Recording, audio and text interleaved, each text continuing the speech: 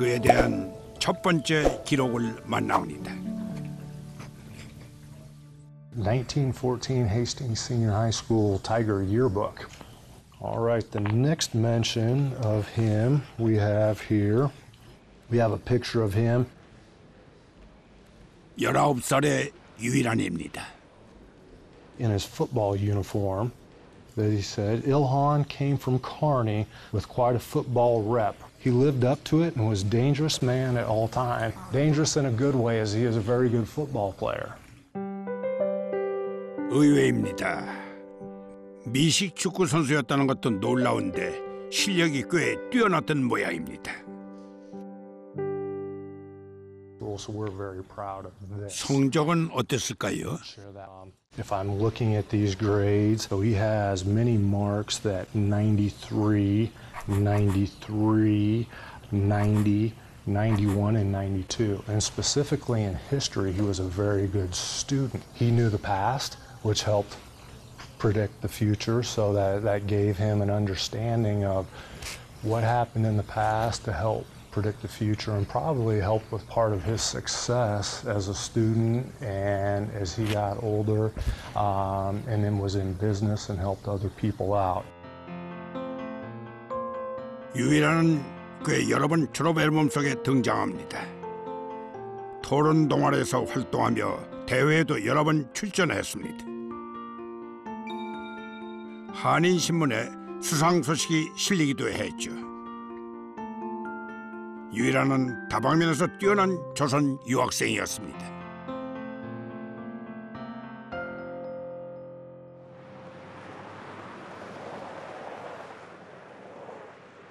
그런데 예상 밖의 곳에서 유일한의 이름이 발견됩니다.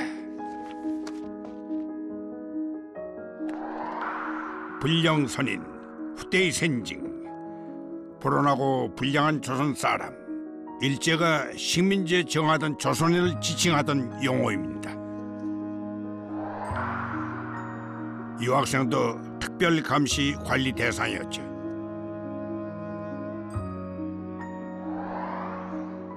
요조의 사찰 유학 조선인 유일형, 유일한의 어린 시절 이름입니다.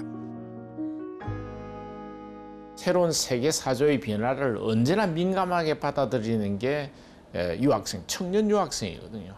한편에 있어서는 민족의 독립, 민족의 자결이라고 하는 것을 언제나 알고 있고, 그러니까 이 유학생들은 언제든지 기회만 주어지면은 민족운동으로 갈 수 있는 사람들이죠. 그러니까 일제 입장에서는 항상 유학생들을 파악하면서 감시를 해야 되는 그런 의미에서 이른바 불량 승인을 할 때에 거기에는 항상 유학생 명단에 들어갈 수밖에 없어요.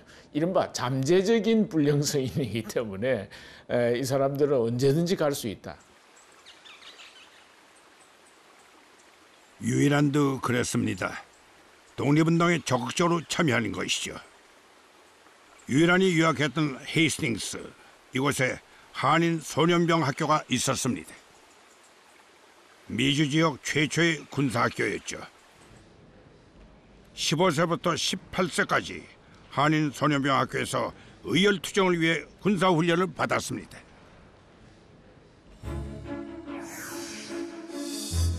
그가 요조이 사찰 유학생이 된 이유입니다.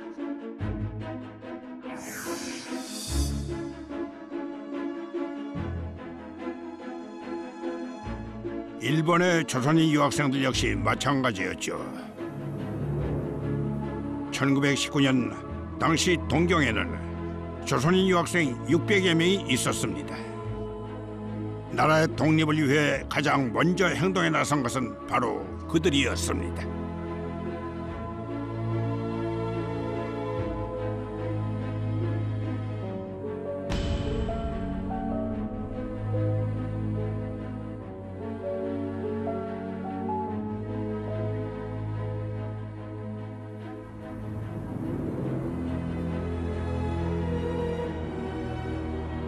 조선인 유학생들은 이곳 히비야 공원으로 뛰쳐나와 조선 독립 만세를 외쳤습니다. 일본 당국은 크게 긴장했죠.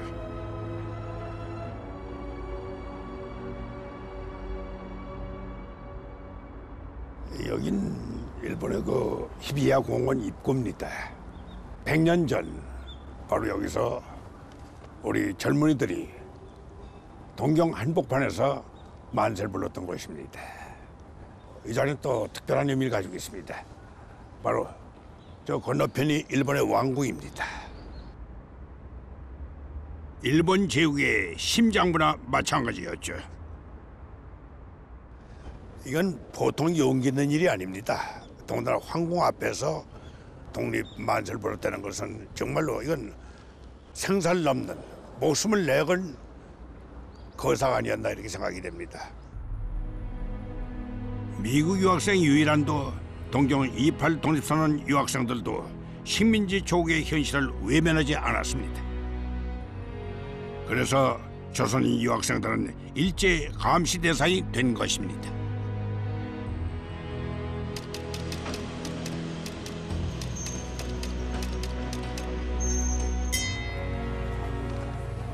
조선인 유학생들의 28 독립선언은 엄청난 파장을 일으켰습니다.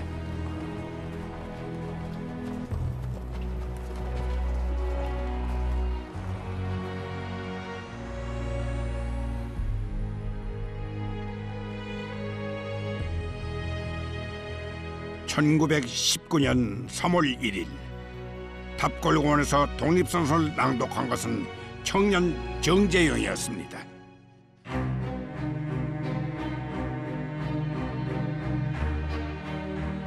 조선인 유학생들의 28 독립선언이 국내 3.1 만세운동을 촉발한 것입니다.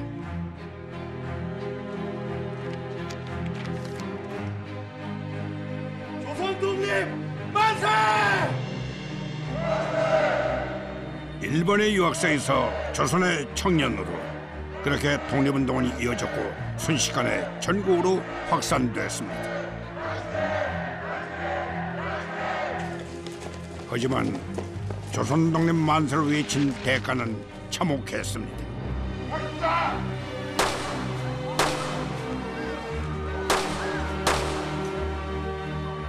마을마다 숱한 죽음이 있었습니다. 일제의 무자비한 진압에도 불구하고 만세 시위는 2달 동안 계속됐습니다.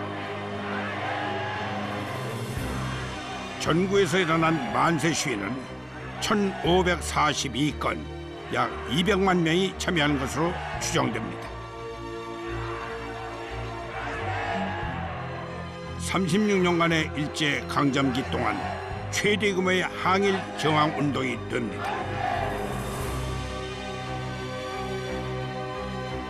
3.1 만세 운동은 전 세계로 퍼져나갑니다. 미주 한인들도 미국 필라델피아에 모여 행동에 나섰습니다. 태극기를 든 젊은 청년 24살의 유일한입니다. 당시 미시간대 학생이었죠. 그는 한국 국민의 목적과 열망을 성명하는 결의문을 작성 낭독했습니다. 조선의 독립 이후 민주공화제라는 국가 형태를 밝히는 내용입니다.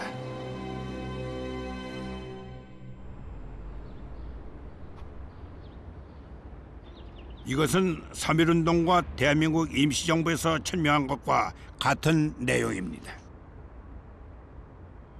공화주의로 가는 논의가 제일 먼저 나오는 지역이 미주 지역이에요. 미국은 대통령제의 공화라고 하는 공화주의를 채택을 하고 있고, 그런데 국내에 있는 사람들은 그걸 알지만 국내에서는 그건 주장을 못해요. 황제가 있는, 그럼 황제가 있는 데에서는 민주주의적인 정치 체제로 가려면은 대개 입헌군 주제로 가요. 그런데 미주 지역에 있는 이른바 미주 동포들은 그런 점에서는 자유로웠던 거죠. 1919년에 필라델피아에서 한국인들의 이른바 미주판 3.1 운동이 일어났을 때에도 유일한의 연설 속에서 민주공화정이 천명되어 나왔다, 이렇게 볼 수 있습니다.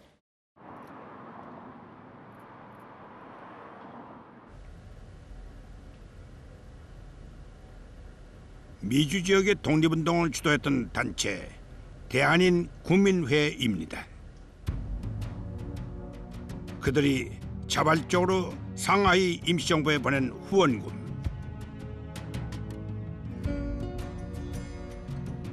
고된 노동으로 번 돈을 선뜻 내놓은 것입니다. 당시 임시정부의 재정을 가장 크게 담당한 것이 미주 한인들이었습니다. 유일한도 예외가 아니었죠. 그런데 그의 기부는 액수가 압도적으로 많았습니다. 독립에 대한 강한 열망으로 대한민국 임시정부에 힘을 보탠 것입니다. 미주 동포들이 정말 십시일반으로 조금씩이라도 독립의 의연금을 모으고 이 의연금을 임시정부에다가 송금을 하는 거죠. 그리고 임시정부에서는 그 정부 차원에서 그 받았다라고 하는 것을 일종의 채권의 형태로서도 발행을 해가지고 그 자금을 대한민국 임시정부의 사실상 운영자금으로 많은 부분을 사용을 하게 되는 거죠. 미주 지역에 있는 동포들의 그러한 자발적인 경제적 부담으로 인해서 대한민국 임시정부가 그나마 모양을 가지고 돌아갈 수 있게 해주던 그 역할을 한 게 대한민 국민의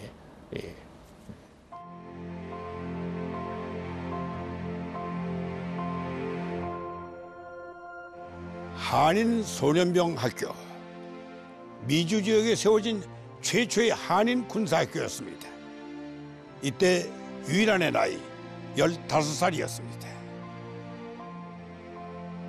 1919년 4월 14일 미국 필라델피아에서 열린 한인 자유대회. 조선의 독립의지를 세계에 알렸고 대한민국 임시정부에 대한 지지 결의안이 채택되었습니다. 그러나 살아생전의 유일한 박사는 본인의 독립운동 사실에 대해서 철저하게 침묵했습니다. 미국 LA에서 50km 아름다운 해안 도시, 여기에 산타 카탈리나 섬이 있습니다.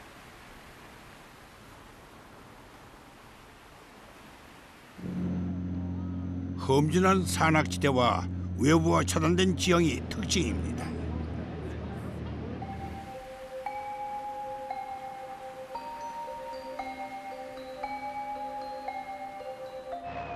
(1941년 12월 7일) 일본이 하와이 진주만을 선제 공격했습니다. 태평양 전쟁이 시작된 것이죠. 1945년 산타 카타리나 섬에서는 미국 국가전략정보국의 특수공작 작전이 비밀리에 진행되고 있었습니다. 특수공작원들은 모두 조선인들이었습니다.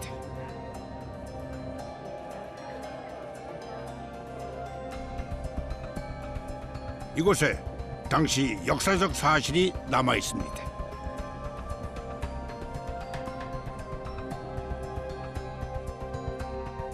국가전략정보국 OSS는 조선 침투를 통한 대일 전쟁을 계획했습니다. 외부에서 접근이 어려운 산타 카탈리나 섬은 최적의 장소였죠. This is where the U.S. Maritime Service would have been training during World War II, and then also two harbors, which is this other smaller spot on the island there where it comes together and almost looks like it's going to split. That's where the U.S. Coast Guard was training. But the OSS was really secretively on the island, so both parties, neither of them knew that anyone was here doing anything else. 한국 침투 작전, 이른바 넵코 프로젝트에 참여한 조선인들은 무전, 낙하산 훈련, 사격, 파괴 등 강도 높은 특공 훈련을 받았습니다. 특공대원들과 조직의 실체는 철저히 비밀에 가려져 있었습니다. OSS 넵코 프로젝트의 극비 문서. 서울 침투를 책임진 조장 50세의 한국인 암호명 A는 바로 유일한이었습니다. 그렇게 그의 독립운동은 뒤늦게 세상에 드러났습니다. 1945년 두 개의 한반도 침투 작전이 진행 중이었습니다. 넵코 프로젝트와 대한민국 임시정부 광복군이 참여한 독수리 작전이었죠. 한반도 침투 작전은 우리 손으로 독립을 이루겠다는 의지였습니다.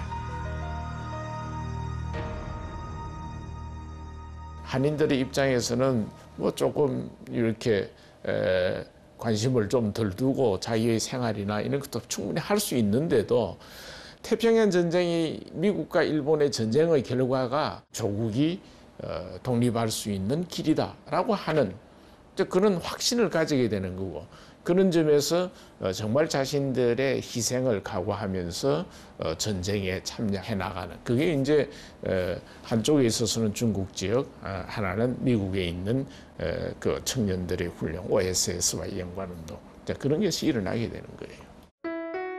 반드시 우리 손으로 독립을 이루고 싶다. 유일한의 간절한 바람이었습니다. Specifically, Korean Americans, they were training to maybe be put behind enemy, dropped behind enemy lines. They would supply them with these little guns. The package is only like this big. This is a little OSS Korean sub. So this was kind of what they were testing to have a few of the agents in. So that was their whole thing, was being secretive, clandestine, all these operations trying to get in.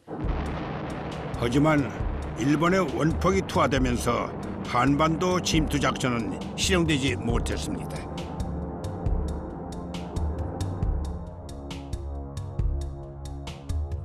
일본은 항복을 선언했고 패망했습니다.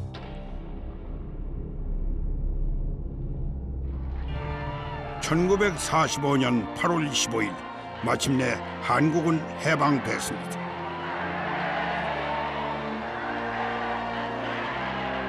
그로부터 50년 후 1995년 한국 정부는 건국 훈장 독립장을 추서했습니다. 유일한 박사가 세상을 떠난 지 24년 후였습니다. 9살에 홀로 미국 유학을 떠났던 조선 소녀는 31살에 다시 식민지 조선으로 돌아옵니다. 근소한 자만으로 미국에서 대성공. 식료품 성사 시작해 수백만 원의 큰 회사를 이룬 유일한 시. 이게 그때 신문이구만. 이게 20년 교육 당시 동아일보에 게재된 거구만. 당시 유일한은 이미 미국에서 성공한 사업가였습니다. 숙주나물 통조림 사업으로 엄청난 성공을 거뒀던 것입니다. 이게 보통 결단이 아니에요. 더군다나 이게 아까도 말했듯이 독립한 나라라면 뭐 가능해. 근데 일제히 취하라는 말이야. 건강한 국민만이 나라를 되찾을 수 있다. 조선인들의 질병치료를 위한 제약회사를 설립했습니다. 우리 다 받았지. 그래. 그럼 무조건 여기 거야. 아주 어렸을 때 우리 초등학교 때 지금 발랐어. 사실 그 치하에서 이걸 유지할 수 있었다는 게 대단히 참 난 의미가 있다고 생각하거든. 일본 의료계가 우리보다 물론 저 신의학에서도 앞서갔지만 그러나 이 한국 거정, 우리 거정을 이렇게 혜택을 주기는 어렵지 않았겠나. 거기에 이게 있으니까 그런 의미에서 어느 정도 장사만 하는 사업봉을 좀 달리 봤던 거 아닌가 하는 생각이 듭니다.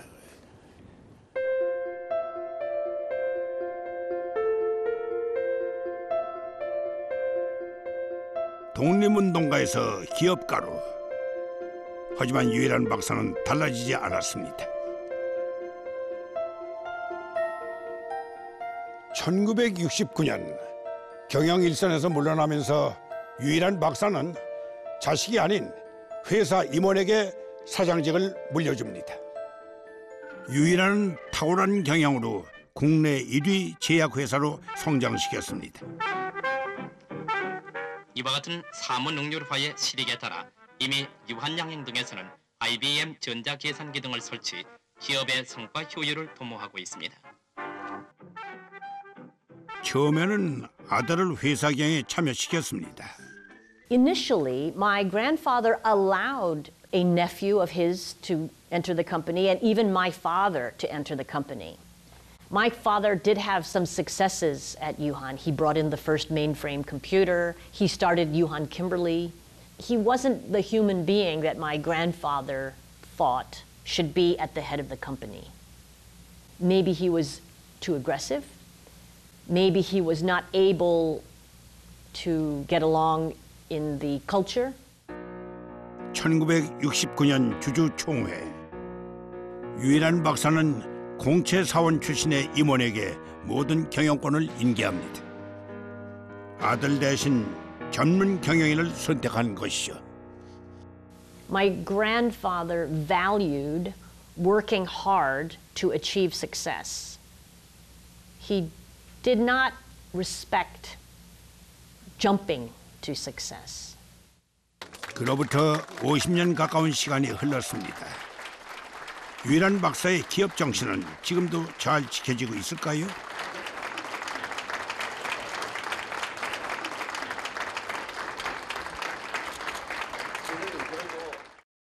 직원들의 정기조회에 참석해 보았습니다. 2019년도 2, 4분기 정례조회를 시작하겠습니다. 먼저 순국 선열 및 고 유일한 박사님에 대한 묵념이 있겠습니다. 일동 묵념.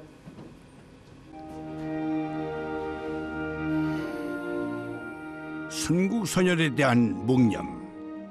회사의 일상적인 직원 조회인데 아주 낯설게 느껴집니다.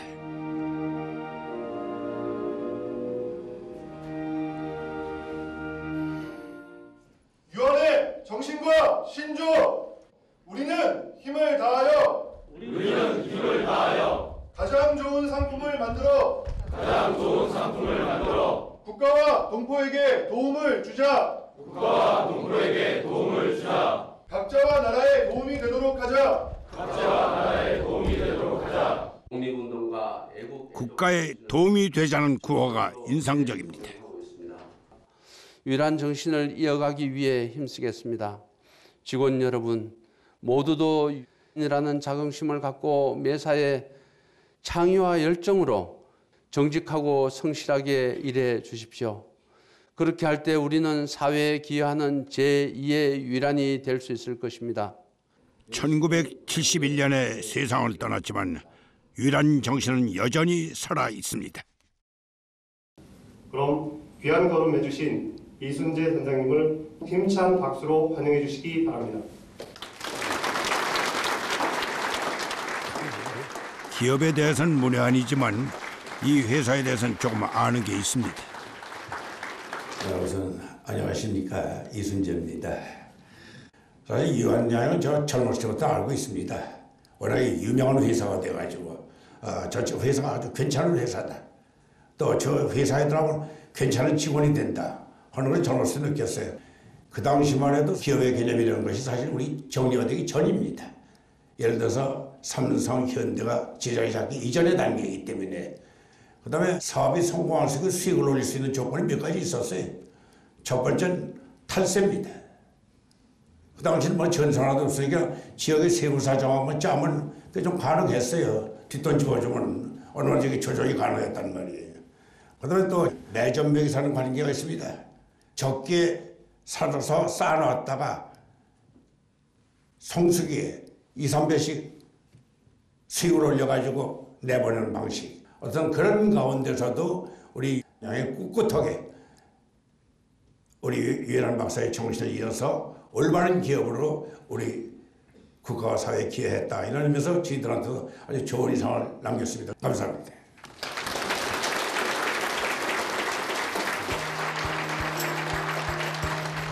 지금도 여전히 윤리경영의 대표적인 기업입니다. 유일한 박사의 사진이 걸린 곳. 자, 사장님 처음 뵙겠습니다. 예. 안녕하십니까.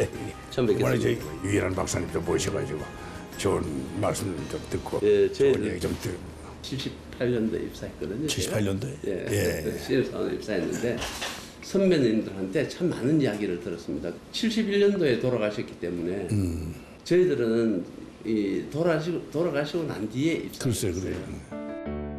1969년 유일한 박사는 대한민국 최초로 전문 경영인 시스템을 도입했습니다.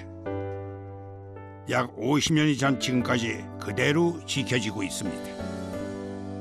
이 시스템을 잘 갖춰놨다는 생각이 듭니다.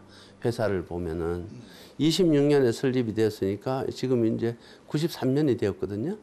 7년만 있으면 이제 100주년이 되는데 당신이 돌아가시고 지금 48년이 됐는데 이제 거의 반세기지 않습니까? 근데도 전문 경영인으로 이렇게 쭉 내려오면서 지금까지 유지된다는 게 상당히 힘든 일일 텐데 하는 이런 생각을 많이 하고 유일한 박사님 덕분으로 참 그래도 신뢰가 있는 기업이다 하는 평을 들으니까 저희들이 앞으로 해나가야 될 이런 것들에 대해서 정말 많은 책임감을 느껴요. 예. 누구든 능력 있는 전문 경영인이 회사를 맡아 발전시켜야 한다. 유일한 박사의 경영 철학은 지금의 직원들에게 긍정적인 영향을 미치고 있습니다. 제가 제약회사에 입사를 했다고 어머니 아버지께 말씀을 드렸을 때 그렇게 좋아하시지 않았었던 것 같아요. 왜냐면 약 판다 뭐 이런 얘기도 있고. 근데 한양행이라고 나중에 말씀을 드렸는데 세상에 그렇게 좋아하실 수가 없어요. 근데 어머니 아버지 친구분들이 더 좋아하세요. 어떻게 들어왔냐고. 그래서 그럼 뭐 길게 설명하지 않아도 한양행 하면 좋은 기업, 좋은 이미지를 갖고 있다. 이게 한양행이 갖고 있는 최고의 무기가 아닌가 그렇게 생각합니다.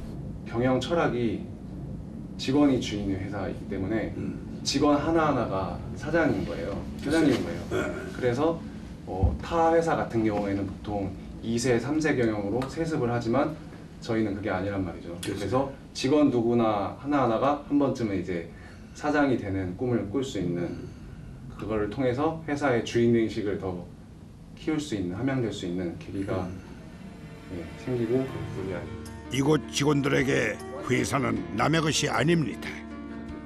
언젠가 내가 사장이 될 수도 있다. 그런 가능성이 열려있는 곳입니다.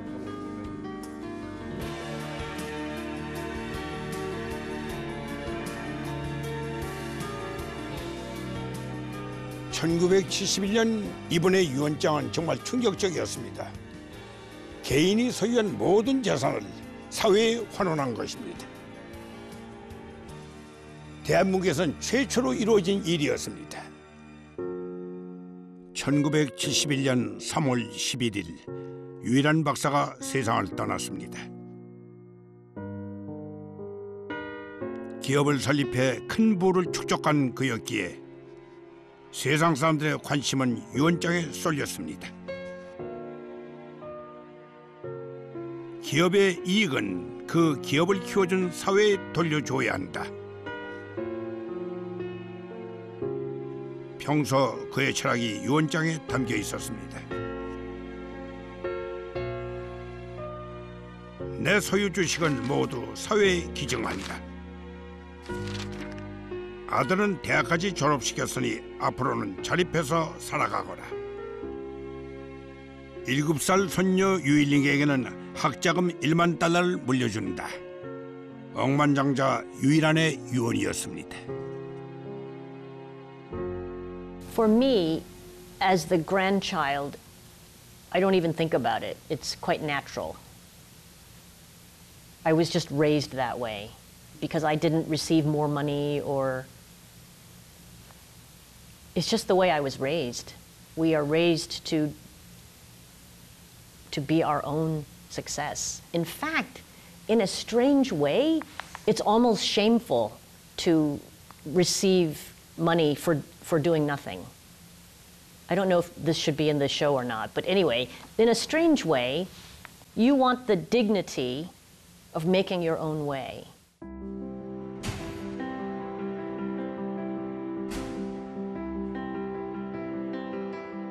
안타깝게도 대한민국에서 유일한 박사와 같은 기업가를 찾아보기 힘듭니다.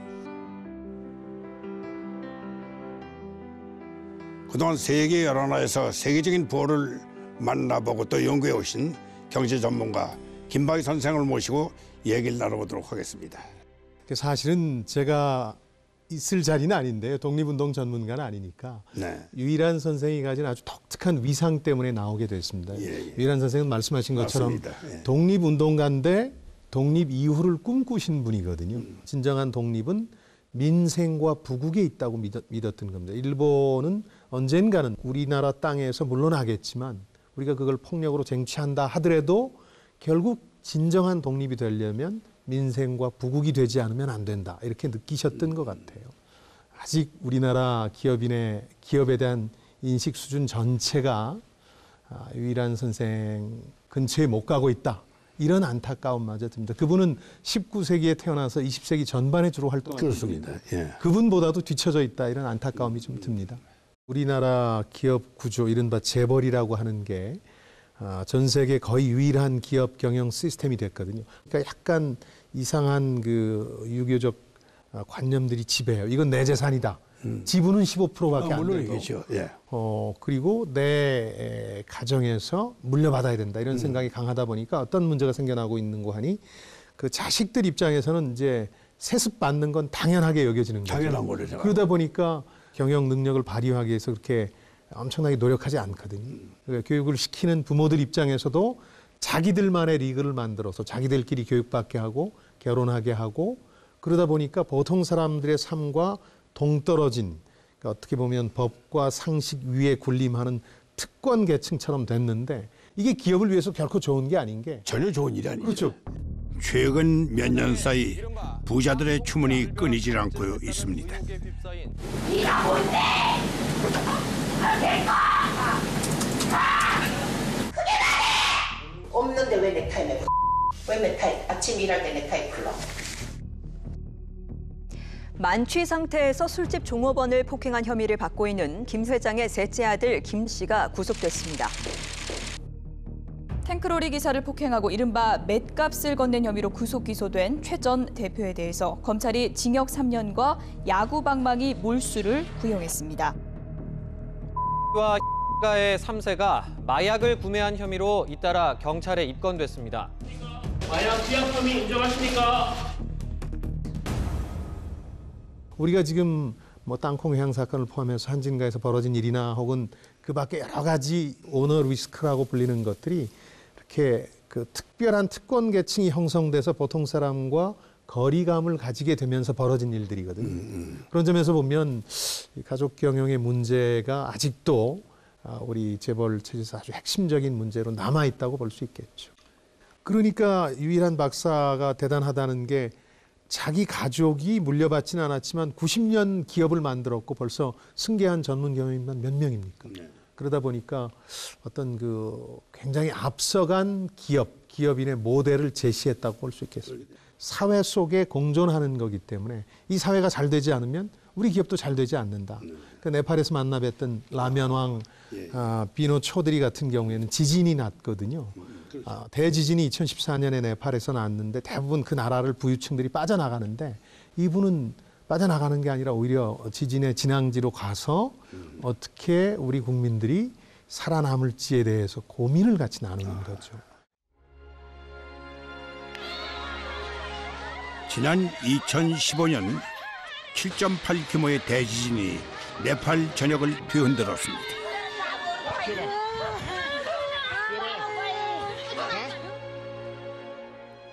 살 곳을 잃은 이재민만 280만 명. 네팔인 10명 중 1명이 집을 잃었습니다. 지진이 일어난 지 1년 가까이 시간이 흘렀습니다. 하지만 복구는 더디기만 합니다. 많은 사람들이 여전히 임시거처에서 생활하고 있습니다.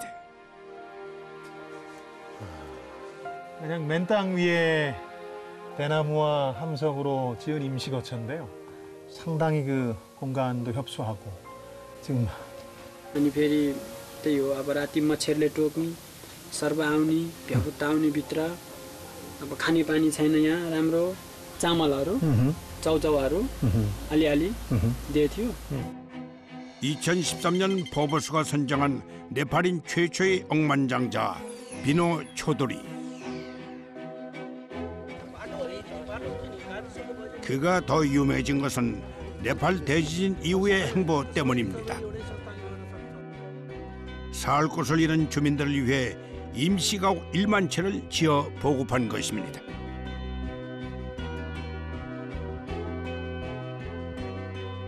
어떤 사회에서 축적된 부라면 그 사회를 위해 쓰여야 한다. 초도리 회장의 경영 철학입니다. 기업의 이익은 그 기업을 키워준 사회에 돌려줘야 한다는 유일한 정신과 같은 대목입니다.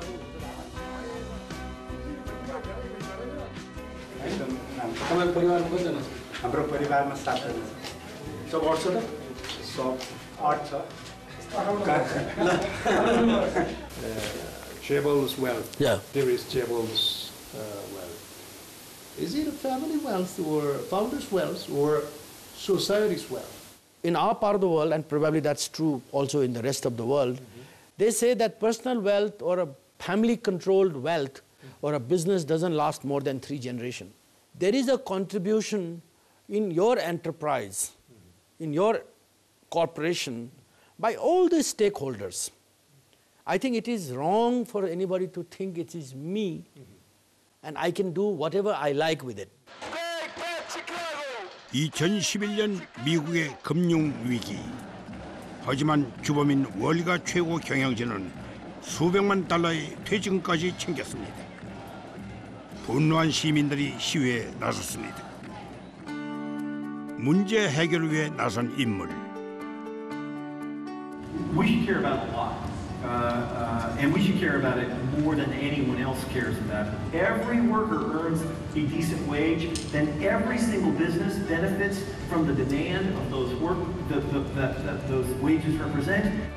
미국 시애틀 중심가에 위치한 빌딩, 닉 하나와가 사온 투자 회사. 벤처기업으로 성공한 상위 1% 미국의 억만장자입니다. 그가 임금 문제에 관심을 갖게 된 이유는 뭘까요? 부자와 가난한 사람들 간의 경제적 격차가 커질수록 기업가들에게도 이롭지 않다는 것입니다. I should start by saying that I'm a big believer in capitalism and market economies. Right, in 1980, the top 1% of Americans had 8% of national income. Now they have almost 3 times as much. And so the question is, well, should they have 5 times as much as 1980 or 10 times? Like, where does it stop? The better we do, the better everyone else will do. It's not true. How could it be?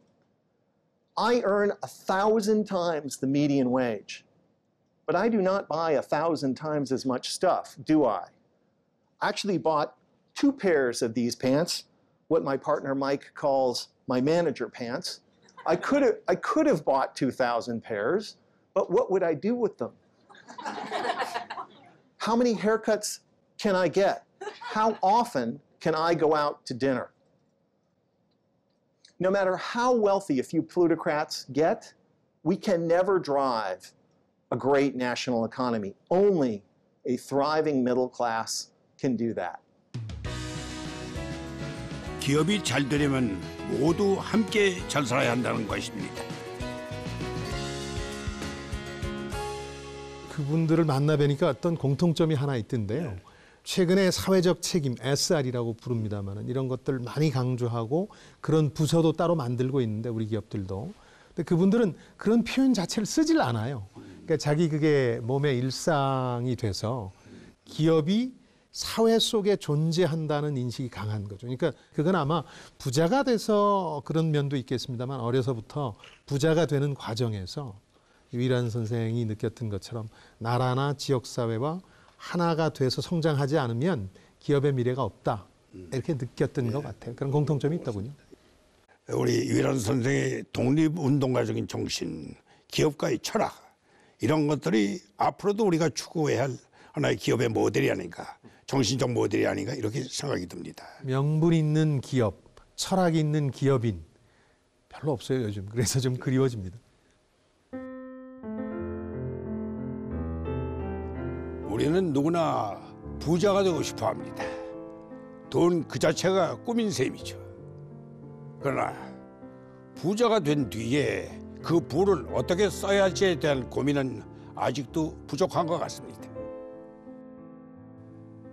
돈 많은 사람을 막연히 부러워하는 황금만능의 분위기가 우리 사회 전반에서 만들어지고 있는 것 같아 매우 걱정스럽습니다.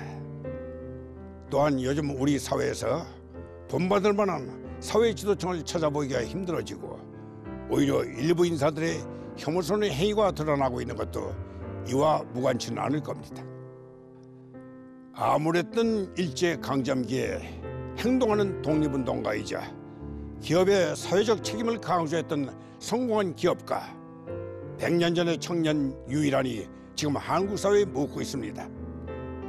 당신에게는 돈 너머에 어떤 꿈이 있습니까?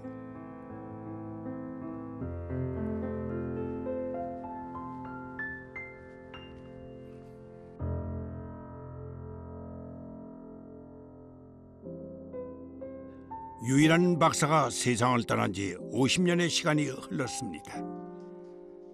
가족은 기업경에 참여하지 않는다는 원칙은 지금도 지켜지고 있습니다. 손녀 유일링 씨도 마찬가지입니다. Thank you for seeing me. I brought some things. 그녀는 할아버지 유일한 박사가 남긴 유산을 보여주고 싶다고 했습니다. I brought some. 과연 그 안에는 무엇이 들어있을까요? But this one I like so much because it's my grandfather in a more casual photographs that most people have. This is how I would remember him more. My grandfather well understood the importance of firearms and being able to protect yourself and your freedom. These are letters from my grandfather. 보자기 가득 담긴 것은 유일한 박사가 자식들에게 보낸 편지입니다. To me, these are so important because they are from a father to his children when he couldn't be with them. 나보다는 타인을, 개인보다는 사회를 생각했던 유일한 박사의 철학이 담겨 있습니다. My grandfather writes to his only son, the burning ambition that I had, the thing that put the drive into me to get through college and make a living was the all-consuming desire to help make Korea independent of foreign rule and its people economically better off. I had only the idea of how to go about accomplishing this. Your philosophy that you may serve a purpose to others and at the same time bring satisfaction to you is, to me, most fundamental. Most people's experiences, including myself, show that we are happier when we serve a useful purpose to others. He wanted to give us the tools to become successful. He didn't want to give us the success. With your hard work and your diligence and your courage and your strength, you can be as successful as you want to be, even more successful than I. I think that's the most important thing that I have inherited from my grandfather.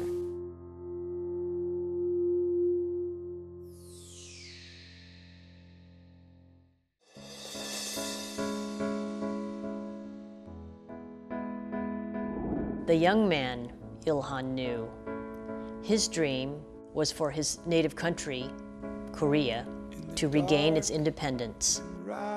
In these 100 years, so much has changed. Our society, our material items. I find myself wondering, what do young people of today dream about?